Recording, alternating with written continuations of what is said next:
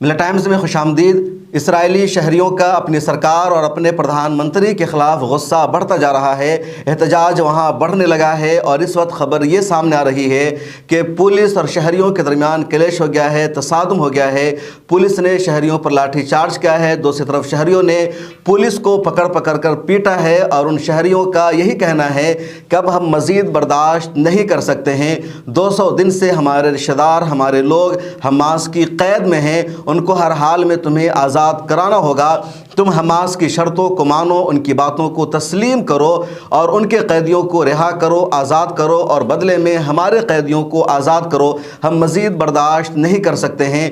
کل بھی القدس نیوز نیٹ ورک کی یہ خبر سامنے آئی تھی، جس میں بتایا گیا کہ بڑی تعداد میں اسرائیلی شہریوں نے بنیامین نتن یاہو کے خلاف احتجاج کیا، دھرنا دیا، پروٹیسٹ کیا، اور وہ یہی نعرہ لگا رہے تھے کہ تم حماس کے ساتھ سمجھوتا کرو، ان کی شرطوں کو مانو اور ہمارے لوگوں کو آزاد کراؤ۔ آج دوبارہ ان لوگوں نے وہاں پر احتجاج کیا، دفتر کے باہر مظاہرہ کیا، پارلیمنٹ کے باہر مظاہرہ کیا، اور پولیس نے مظاہرین کو دفتر میں جانے سے روکا۔ تب مظاہرین پولیس سے بھڑ گئے اور اس طرح زبردست کلیش ہو گیا، اور یہ پہلی مرتبہ نہیں ہوا ہے بلکہ اس سے پہلے بھی کئی مرتبہ مظاہرین وہاں کی پارلیمنٹ میں پہنچ گئے تھے۔ پرائم منسٹر کے دفتر میں ان لوگوں نے ہلہ بول دیا تھا، ہر طرف سے گھیراؤ کر لیا تھا، اور یہ سلسلہ ابھی تک جاری ہے۔ 200 دن ہو گئے ہیں۔ اس بیچ حماس نے ایک یرغمالی کی ویڈیو جاری کی ہے، جس کی عمر ابھی صرف 23 سال ہے، اور اس کا نام ہے ہرش گولڈبرگ۔ اس کے پاس امریکہ کی بھی شہریت ہے، اسرائیل کی بھی شہریت ہے، اور 7 اکتوبر کو حماس نے اس کو قید کیا تھا۔ یہ ابھی تک حماس کی قید میں ہے، اور اس کی جو ویڈیو جاری کی گئی ہے اس میں یہ معذور دکھ رہا ہے، اور یہ اسرائیل کی سرکار پر غصے کا اظہار کر رہا ہے، تنقید کر رہا ہے۔ اس میں یہ کہہ رہا ہے کہ تم نے ابھی تک حماس کے ساتھ سمجھوتا کیوں نہیں کیا؟ حماس نے پوری کوشش کی کہ تم ہمیں آزاد کرا لو، ہم اپنے دیش واپس لوٹ سکے، لیکن تم لوگوں نے ایسا نہیں کیا۔ ادھر اسرائیل میں جو شہری ہے وہ لگاتار یہی کہہ رہے ہیں کہ حماس نے پوری کوشش کی ہے سمجھوتا کرنے کی، لیکن ہماری سرکار نہیں کر رہی ہے۔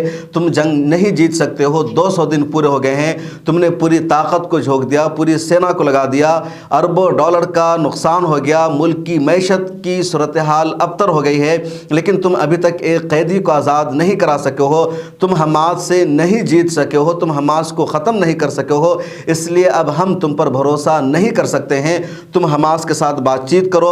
ادھر بات چیت کا جو دور چل رہا تھا، ثالثی کا جو فریضہ نبھایا جا رہا تھا، وہ بھی تعطل کا شکار ہو گیا ہے۔ قطر کا بیان کل ہی سامنے آیا تھا، جس کی تفصیل میں نے بتائی تھی کہ 6 راؤنڈ کی بات چیت، یعنی 6 مرتبہ جنگ بندی کے لیے، سیز فائر کے لیے کوششیں کی گئی، لیکن دونوں فریق ایگری نہیں ہو سکے، اور زیادہ تر ہٹ دھرمی کا مظاہرہ کیا اسرائیل نے ہمیشہ کوشش کی کہ 6 ہفتے کے لیے یا 1 مہینہ کے لیے ٹیمپرری عارضی سیز فائر ہو، اور اس کے بدلے میں ہم تمام یرغمالیوں کو آزاد کرا لیں، اور دوبارہ غزہ پٹی پر ہمارا حملہ شروع ہو جائے گا، ہم حماس کو ختم کر دیں گے، اس کی سرنگوں کو تباہ و برباد کر دیں گے۔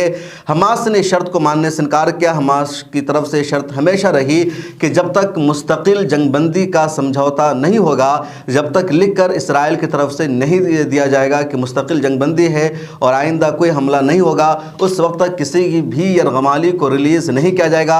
ادھر نیو یارک ٹائمز کی دوبارہ رپورٹ سامنے آئی ہے، جس میں کہا گیا ہے کہ اسرائیل غزہ پٹی میں جنگ نہیں جیت سکتا ہے، ٹنل کی جنگ میں اسرائیل کی جیت ممکن نہیں ہے، اسرائیل کو ہار کا ہی سامنا کرنا پڑے گا۔ ایک طرح سے بین السطور میں نیو یارک ٹائمز نے بھی اسرائیل کو یہ مشورہ دیا ہے کہ وہ اپنے یرغمالیوں کو آزاد کرانے کے لیے حماس کی شرطوں کو مان لے، اس کے ساتھ سمجھوتا کرے اور مزید جنگ جاری نہ رکھے، کیونکہ پوری دنیا میں اسرائیل ذلیل ہو رہا ہے، تنہا ہو رہا ہے، سفارتی سطح پر وہ حمایت کھو چکا ہے۔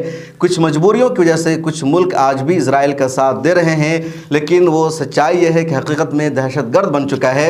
انٹرنیشنل کورٹ آف جسٹس کا فیصلہ اس کے خلاف آ چکا ہے، یونائٹڈ نیشن سے کئی مرتبہ اس کے خلاف ریزولوشن پاس ہو چکے ہیں۔ اس کے باوجود اگر اسرائیل نہیں مان رہا ہے تو اس کی ہٹ دھرمی ہے اور وہ جنگ نہیں جیت سکتا ہے، اس لیے اس کو سمجھوتا کر لینا چاہیے۔ نیو یارک ٹائمز نے یہ سجیشن دیا ہے اسرائیل کو۔ دوسری طرف طرف وہاں کے شہری لگاتار مانگ کر رہے ہیں، پروٹیسٹ کر رہے ہیں، لیکن بنیامین نتنیاہو جھکنے کو تیار نہیں۔ خود ان کے جو اپوزیشن لیڈر ہے وہ بنیامین نتنیاہو کے خلاف ہیں، دنیا بھر سے مذمت ہو رہی ہے۔ اب دیکھنا یہ ہے کہ اس کا انجام کیا ہوتا ہے۔ فی الحال 200 دن پورے ہو جانے کے باوجود حماس کا پلڑا بھاری ہے، عام شہریوں کی ہلاکت ضرور ہوئی ہے اور 34,141 فلسطینی اب تک شہید ہو چکے ہیں، سبھی شہری بے گھر ہو چکے ہیں۔ لگاتار 26، 27، 28 لوگوں کی روزانہ شہادت ہو رہی ہے، لیکن اسرائیل نے جو ہدف طے کیا تھا ان اہداف میں ذرہ برابر بھی ابھی تک اس کو کامیابی نہیں مل سکی ہے۔ اس ویڈیو میں اتنا ہی، مجھے دیجیے اجازت۔